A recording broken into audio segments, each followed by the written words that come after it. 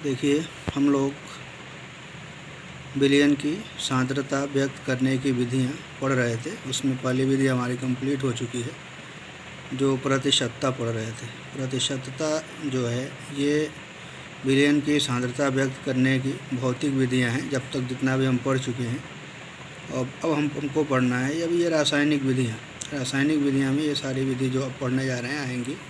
इसमें सबसे मतलब कि पहला तो हो गया प्रतिशतता। प्रतिशतता में क्या था कि ग्राम क्या बोलते हैं, द्रव्यमान प्रतिशतता, उसके बाद द्रव्यमान आयतन, उसके बाद आयतन प्रतिशतता, उसके बाद एक और पढ़े थे ppm। अब हमको पढ़ना है, अगली हेडिंग है हमारा ग्राम प्रति लीटर, मतलब ग्राम प्रति लीटर में व्यक्त सांद्रता। इसकी डिफिनीशन कि किसी विलयन के 1 लीटर आयतन में उपस्थित विलय का ग्राम में द्रव्यमान उसके ग्राम प्रति लीटर में सांद्रता या शक्ति कहलाती है, स्ट्रेंथ इन ग्राम पर लीटर। तो विलय की विलयन में ग्राम प्रति लीटर सांद्रता बराबर हो जाएगा विलय का द्रव्यमान ग्राम में बटा विलयन का आयतन लीटर में।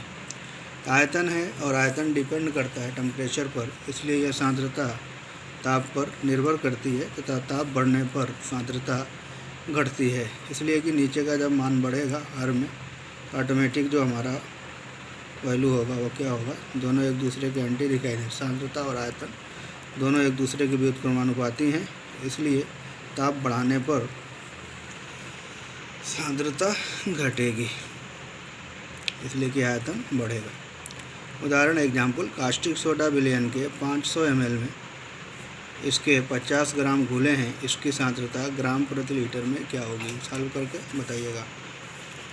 अगला है हमारा नॉर्मलता। ये सब पढ़ चुके हैं फर्स्ट ईयर में भी, तो इसलिए ज़्यादा मतलब कि बहुत वो समझाने की भी ज़रूरत नहीं है, सब जानते हैं। इस पर न्यूमेरिकल भी कर चुके हैं। तो किसी विलयन के 1 लीटर का मतलब 1 डेसीमीटर क्यूब को 1 लीटर बोलते हैं, में घुले हुए विलय के ग्राम तुल्यांकों की संख्या उस विलयन की नॉर्मलता कहते हैं। इसे कैपिटल N से प्रदर्शित करते हैं। तो विलयन की नॉर्मलता फार्मूला क्या होता है, विलय के ग्राम तुल्यांकों की संख्या बटा विलयन का आयतन लीटर में।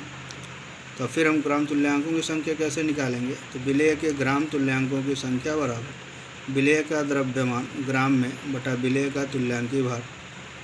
तो विलय के द्रव्यमान को स्मॉल w से, तुल्यांकी भार को कैपिटल E से और आयतन को B से अगर डिनोट करें, N = हो जाएगा ग्राम तुल्यांक की जगह पर क्या लिखेंगे, W/E अपन भी लीटर। अब लीटर को हम ml में अगर कन्वर्ट करें तो 1000 से क्या करना पड़ेगा, मल्टीप्लाई करना पड़ेगा। N = W/E × 1000 बटा V किस में हो गया, ml में। अगर W निकालना हो तो W = क्या हो जाएगा, ये क्रॉस मल्टीप्लाई कर दें तो NEV या ENV/1000। ये फार्मूला है, सबका न्यूमेरिकल है, सबको सॉल्व करना है।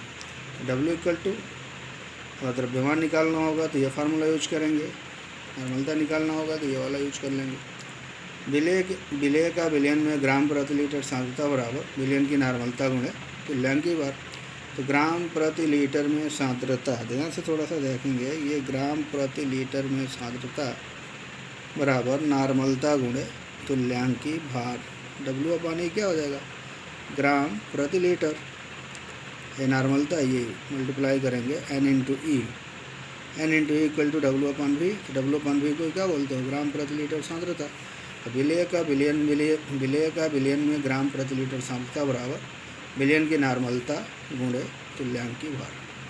तो क्वेश्चन कभी पूछता है विलयन की ग्राम प्रति लीटर सांद्रता और नॉर्मलता में क्या संबंध होता है, तो ये संबंध हम दिखा देंगे। क्लियर। तो इसमें कुछ और चीज़ें हैं, देखिए नॉर्मलता ताप पर निर्भर करती है। क्यों नॉर्मलता ताप पर निर्भर करती है, यहाँ भी आयतन है इसलिए ताप पर निर्भर करती है। अब अगला है कि 2 भिन्न सांद्रताओं के विलयनों को मिलाने पर बने विलयन की नॉर्मलता क्या। मान लो 2 विलयन हो, दोनों की नॉर्मलता, एक की नॉर्मलता N1 हो, आयतन V1 हो, दूसरे की नॉर्मलता N2 हो, आयतन V2 हो, तो दोनों को मिलाने पर जो नया सोल्यूशन तैयार होगा उसकी नॉर्मलता क्या होगी। तो उसके लिए डायरेक्ट फार्मूला हम याद करेंगे एन न्यू मतलब नए विलियन की नॉर्मलता बराबर N1V1 प्लस N2V2 अपान V1 प्लस V2। क्लियर। फिर अगला है हमारा, यदि विलियन का आयतन 9 देकर विलियन का द्रव्यमान और घनत्व दिया हो, ये फार्मूला देखिएगा, डायरेक्ट यूज करेंगे, डेंसिटी दिया होगा तो सॉल्व करेंगे, सब धीरे धीरे सॉल्व होगा। फार्मूला हमको सब पता है, लेकिन डायरेक्ट अगर फार्मूला याद होगा ना, ये वाला जो फार्मूला हम लिखवा रहे हैं, तो डायरेक्ट जो दिया होगा उसी को मान रख के तुरंत हम मल्टीप्लाई करके कैलकुलेशन करके तुरंत निकाल लेंगे, टाइम बचेगा। और टाइम की बहुत ज़रूरत पड़ती है सेकेंड ईयर के एग्ज़ाम में, इसलिए कि क्वेश्चंस बहुत ज़्यादा होते हैं और टाइम बहुत कम होता है। इसलिए जितना भी शार्ट से शार्ट मतलब कि डिस्टेंस लेकर के शार्ट टाइम में और छोटा लिख करके हम जितना जल्दी सॉल्व कर लें उतना ही हमारे लिए आसान होगा। यदि विलियन का आयतन 9 देकर विलियन का द्रव्यमान घनत्व दिया हो, N equal to W/E into D/W, और D/W द्रव्यमान हैगा बोलते हैं, घनत्व बराबर द्रव्यमान बटा आयतन होता है। घनत्व बराबर, ये फार्मूला होता है ना, घनत्व बराबर द्रव्यमान बटा आयतन। हमारा ये आयतन कहाँ था, ऊपर। आयतन बराबर क्या हो जाएगा, द्रव्यमान बटा घनत्व।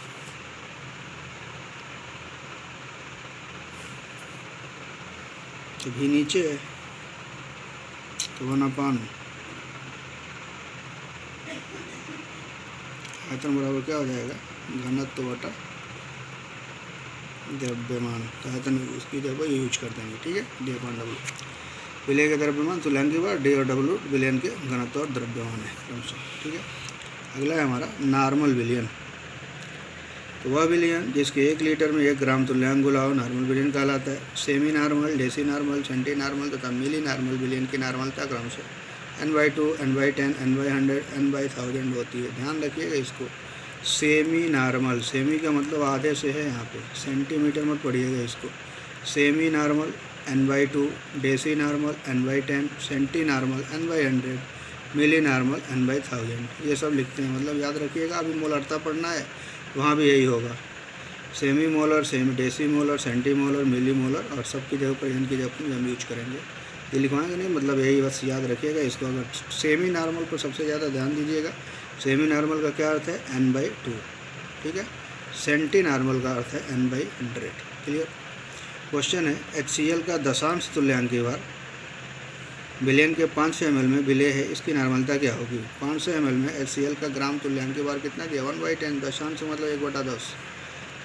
500 ml में 1/10, 1000 ml में कितना हो जाएगा, 500, 1000 का कितना है, आधा है, डबल करो, इसलिए ये भी डबल हो जाएगा, 1/10 × 1000 1/5। इसलिए विलयन की नॉर्मलता क्या हो जाएगी, N/5।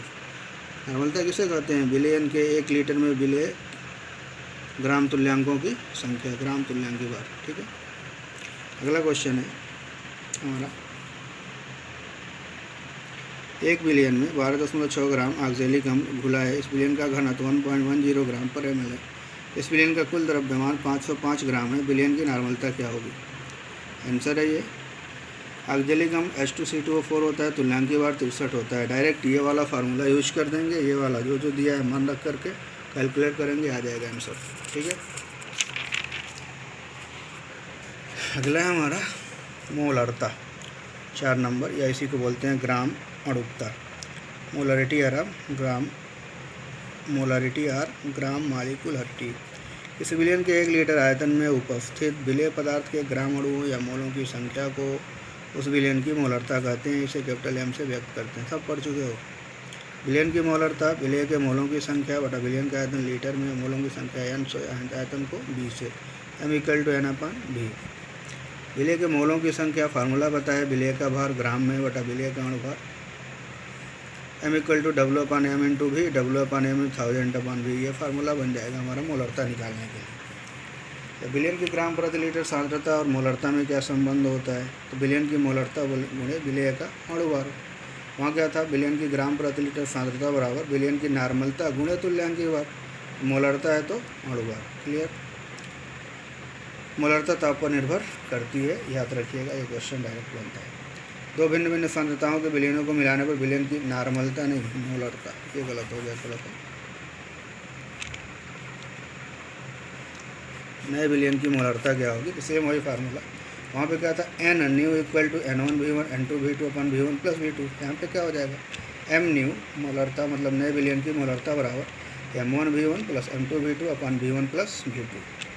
ठीक है, इस विलयन की नॉर्मलता और मोलरता में क्या संबंध होता है, विलयन की मोलरता बराबर विलयन की नॉर्मलता अपन एन।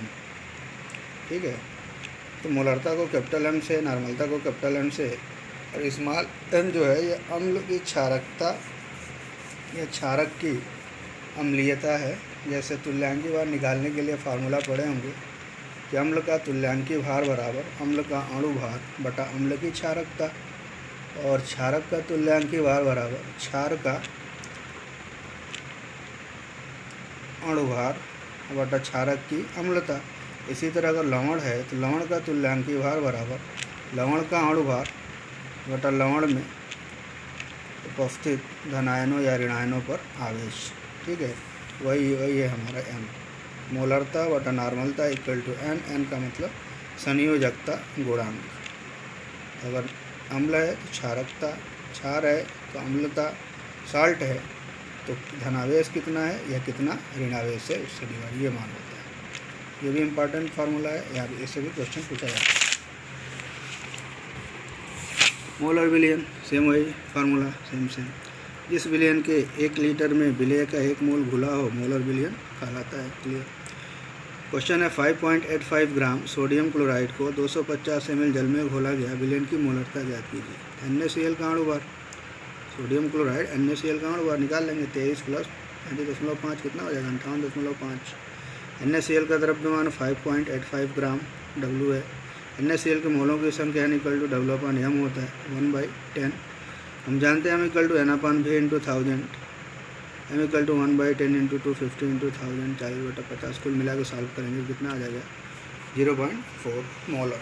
ठीक है, एक और क्वेश्चन है, किसी पदार्थ का 1 मोल 500 ml जल में घोला गया, विलयन की मोलरता ज्ञात कीजिए। सॉल्व करिएगा इसको, कितना होगा। एक और क्वेश्चन, 0.1 मोलर सोडियम कार्बोनेट का 500 ml विलयन बनाने के लिए उससे कितने ग्राम को जल में घोलना पड़ेगा। ये भी क्वेश्चन है, सॉल्व करिएगा, आ जाएगा। मोलरता दिया हुआ है, आयतन दिया है, अणु भार निकाल ही लेंगे सोडियम कार्बोनेट का, और W के मान कैलकुलेट करना है, क्लियर कर लीजिएगा। अब अगला है हमारा 5 नंबर का मोललता। ये बहुत कंफ्यूज करता है, तो इसको बिल्कुल ध्यान से समझिएगा। 1000 ग्राम या 1 किलोग्राम विलायक, तो इसी को ध्यान दीजिएगा, विलयन नहीं है क्या ये, विलायक में घुले विलय के मोलों की संख्या को विलयन की मोललता कहते हैं। इसे स्मॉल m से व्यक्त करते हैं। विलयन की मोललता बराबर विलय के मोलों की संख्या बटा विलायक का भार किलोग्राम में, m equal to N/W into 1000। ठीक है, मोललता ताप पर निर्भर नहीं करती है, इसलिए कि हम मोलों की संख्या बटा विलायक का भार किलोग्राम में। तो अगर मोलों की संख्या के लिए फार्मूला लिखेंगे तो लिखेंगे विलय का भार बटा विलय का अणु भार। भार का मतलब ग्राम, अणु भार भी कांस्टेंट होता है, विलायक का भार किलोग्राम में। तो द्रव्यमान टेम्परेचर पर डिपेंड नहीं करता है, इसलिए मोललता भी टेम्परेचर पर डिपेंड नहीं करती है। मात्रा क्या हो जाएगा, मोल प्रति किलोग्राम या प्रति ग्राम, प्रति किलोग्राम ही होगा, ग्राम नहीं होगा, ये किलोग्राम होगा।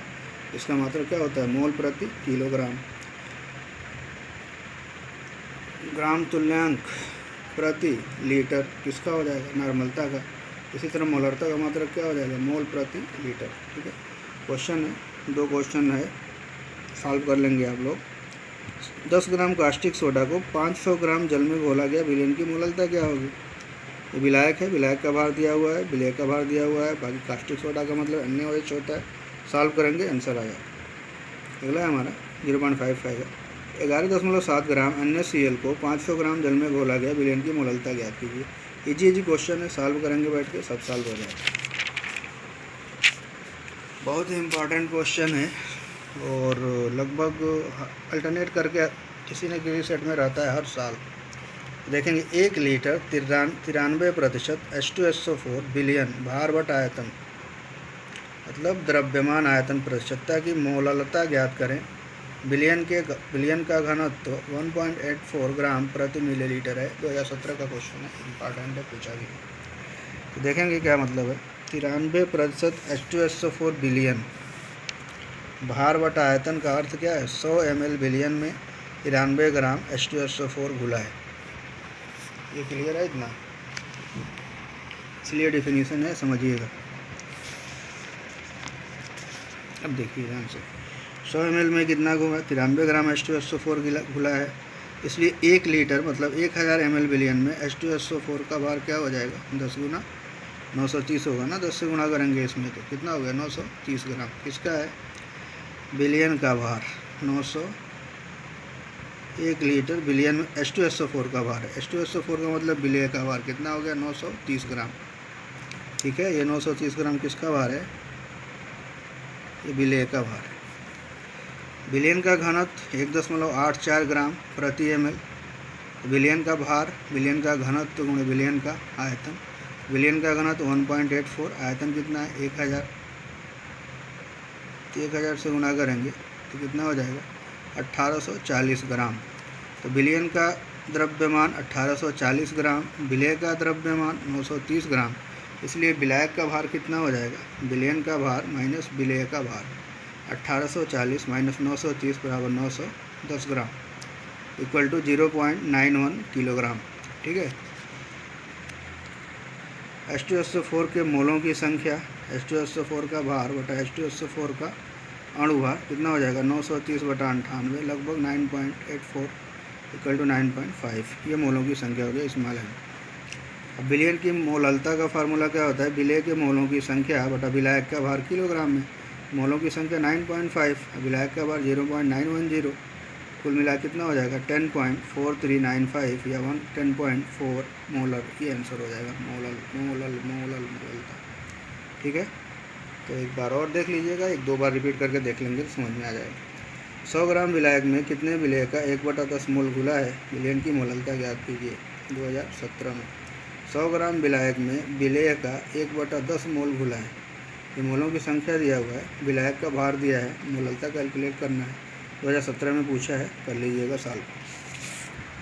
अगला है, बहुत ही इम्पॉर्टेंट है और इसी से क्वेश्चन है और इसी के आगे यूज भी है, हमको भी पढ़ना है। मोल प्रभाज या मोल अंश, जानते भी हैं शायद, पढ़े भी हैं, एक बार फर्स्ट ईयर में भी पढ़े हैं, तो बस वही चीज़ है, देख लेंगे। किसी विलयन में उपस्थित किसी अवयव, विलयन के मतलब कि हम बाइनरी सॉल्यूशन पढ़ रहे हैं तो विलेय या विलायक होता है।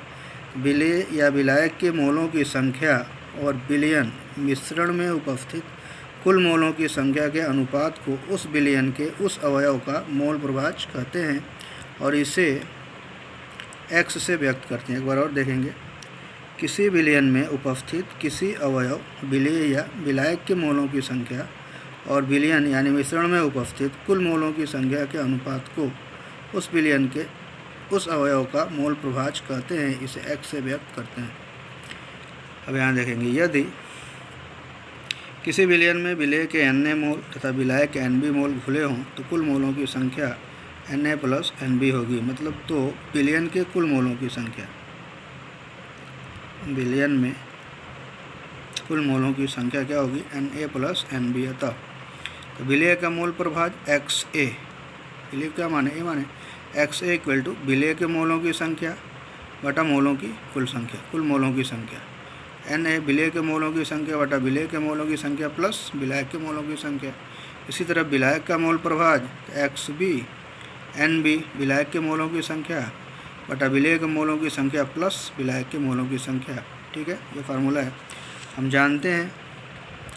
N इक्वल टू पदार्थ का भार बटा अणु भार, मतलब मोलों की संख्या बराबर पदार्थ का भार बटा पदार्थ का अणु भार, इसलिए x से बराबर क्या हो जाएगा? W/m W/ma प्लस WB/mb, मतलब विलेय का भार बटा विलेय का अणु भार, विलेय का भार बटा विलेय का अणु भार, विलायक का भार बटा विलायक का अणु भार।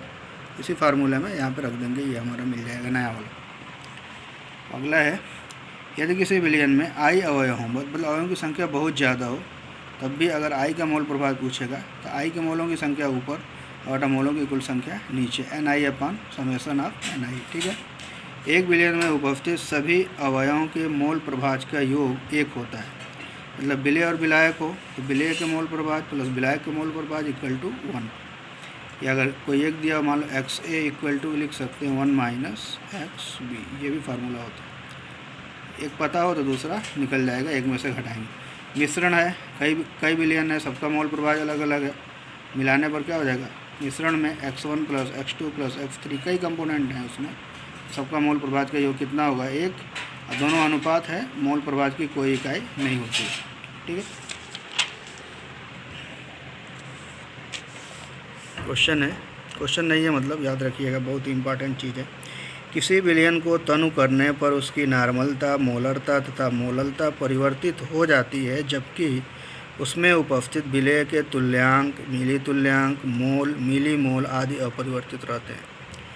ठीक है, मोलरता चेंज हो जाएगी, इसलिए कि आयतन पर डिपेंड करता है, तो तनु करेंगे तो आयतन बढ़ेगा, तो ये तो बदल जाएगा नार्मलता, मोलरता, मोललता, लेकिन तुल्यांकों की संख्या या मोलों की संख्या में कोई परिवर्तन नहीं होगा।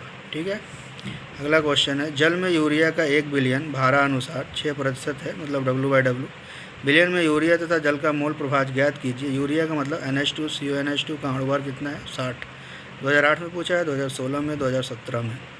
तो सबसे पहले समझें कि क्या क्या दिया हुआ है। 6% भारानुसार यूरिया में, भारानुसार 6% का मतलब हो गया यूरिया का भार WA 6 ग्राम हो जाएगा, और यूरिया का अणुभार कितना है 60। तो यूरिया के मोलों की संख्या WA/m है 6/60, 1/10 = 0.1। क्लियर इतना। फिर उसके बाद आगे बढ़ते हैं। जल का भार WB कितना हो जाएगा, 100 में से 6 घटाएंगे, 100 - 6 = 94 ग्राम। जल का अणुभार MB = 18 ग्राम। जल के मोलों की संख्या WB/MB 94/18, 5.22। बिलियन में मोलों की कुल संख्या, दोनों को ऐड करेंगे, Na + Nb 0.1 = 5.22, 5.32। फिर उसके बाद यूरिया का मोल प्रभाव, यूरिया के मोल प्रभाव बराबर यूरिया के मोलों की संख्या बटा मोलों की कुल संख्या 0.1/5.32, तो डिवाइड करेंगे तो आ जाएगा x = 0.0188।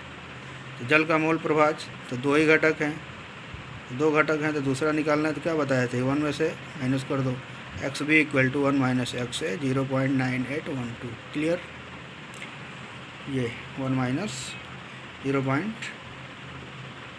0.0188 डिवाइड करें, मतलब कि क्या बोलते हैं, सब्सट्रैक्ट करेंगे, माइनस करेंगे तो इतना आ जाएगा। अगला है क्वेश्चन, इंपॉर्टेंट है, सॉल्व करिए घर बैठ के। 72 ग्राम जल और 92 ग्राम एथिल एल्कोहल C2H5OH के मिश्रण में दोनों के मोल प्रभाव की गणना कीजिए। कैलकुलेट करके आंसर कमेंट करिएगा कितना आ रहा है।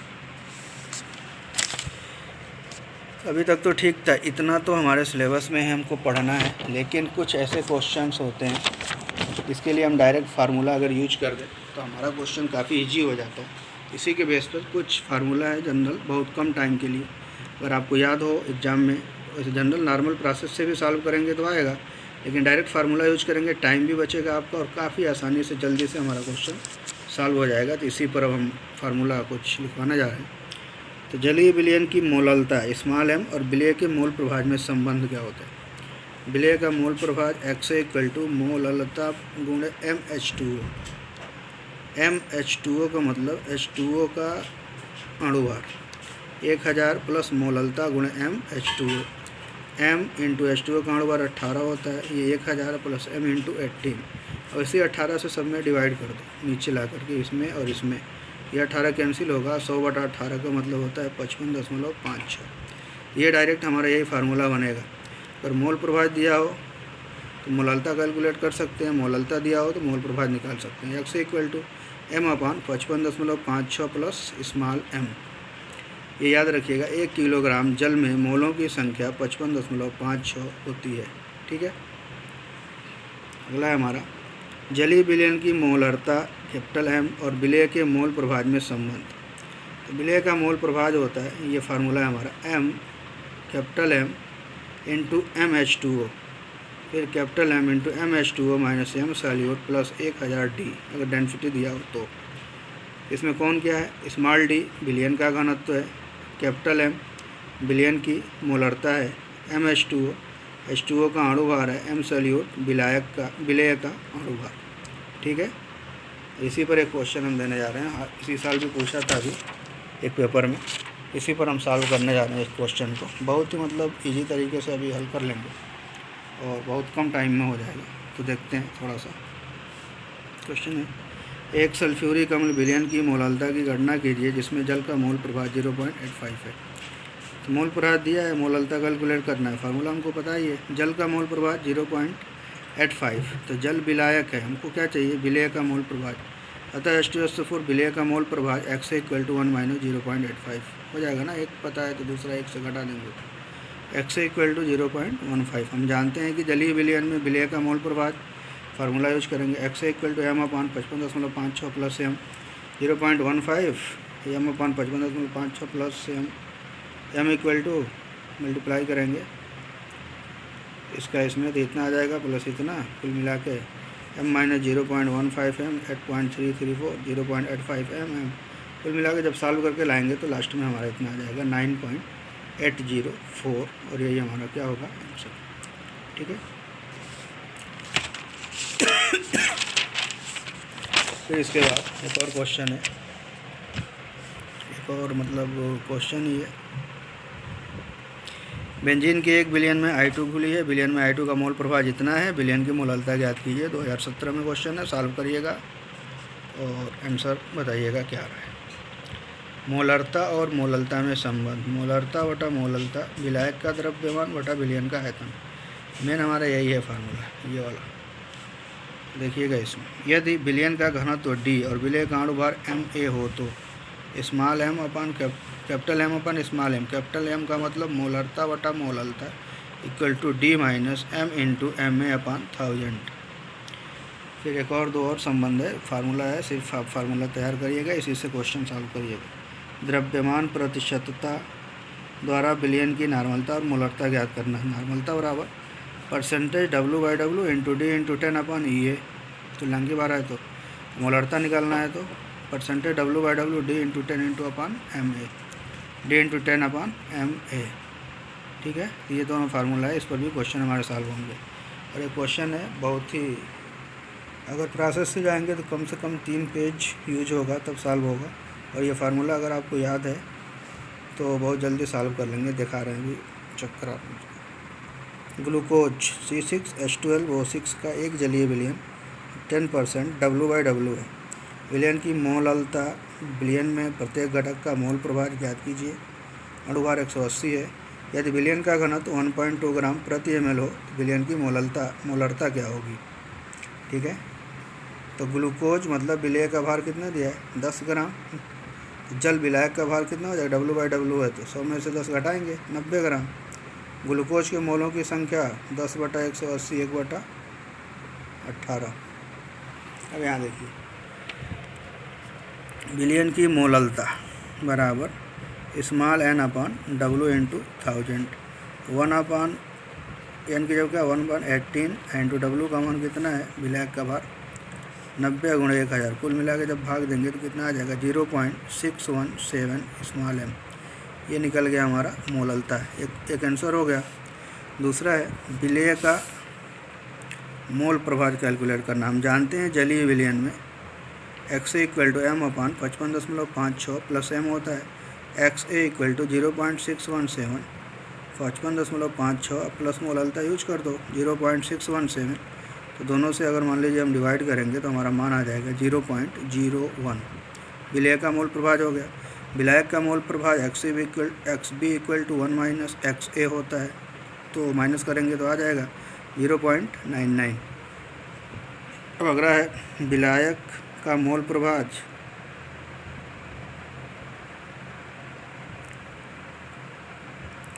जो है ना XB 1 - XA 1 - इतना बराबर इतना।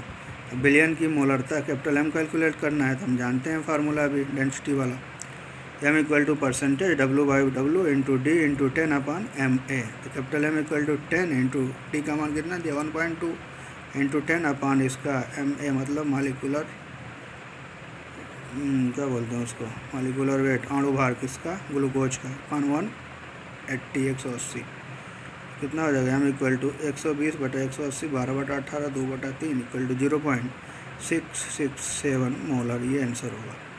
अगर फार्मूला होगा तो डायरेक्ट कैलकुलेट करेंगे तो आसानी से हो जाएगा, जल्दी से आ जाएगा, वरना प्रोसेस से आएंगे तो कम से कम टाइम भी लगेगा और